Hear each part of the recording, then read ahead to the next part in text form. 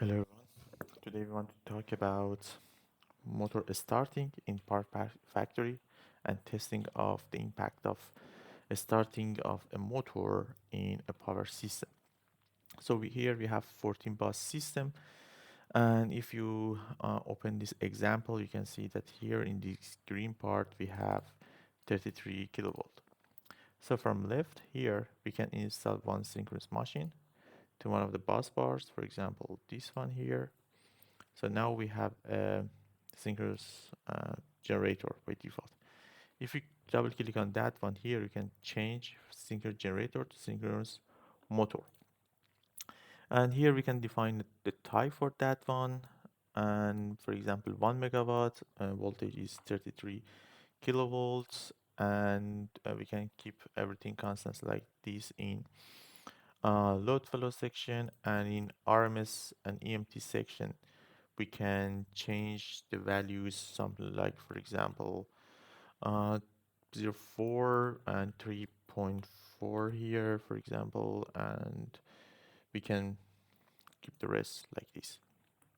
Click OK and click from here load flow. We can also put active power of 1 megawatt, for example. So if we make a load flow, so we can see is 100% is working, and yeah, it's going to the current will be around 17 ampere. Is not so much. So if you click on this toolbox here we have additional functions. By clicking on additional functions, you have this motor starting function in PowerFactory. By clicking on that one, here you have first you should select the motor by select option here, and after that here we have uh, different options. We have dynamic simulation and static simulation. So the dynamic simulation will give you the transient behavior over, for example, here 50 seconds. So we can have it 10 second, 20 second, for example, 20 second. And the static simulation will give you some numbers at the steady state number. For example, if you execute this one, I should add the motor again here,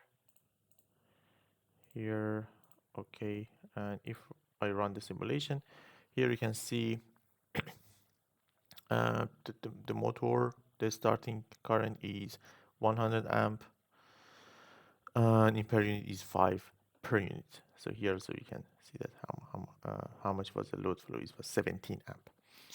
If you run in the dynamic, for example 20 second, execute, automatically the plot also will be here, so you can see how much is the total active power, how much is the torque, how much is the speed of your motor starting. So we can, for example, if we have it for 5 seconds, so we can see it's go very fast here, and total active and everything will go very fast here.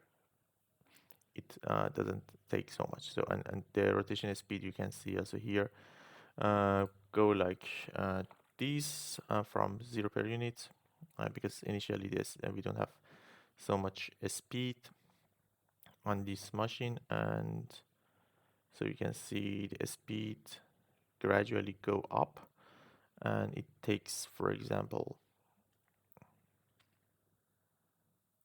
I think maybe 1 minute or 2 minutes to reach the per unit value for rotation speed in this example.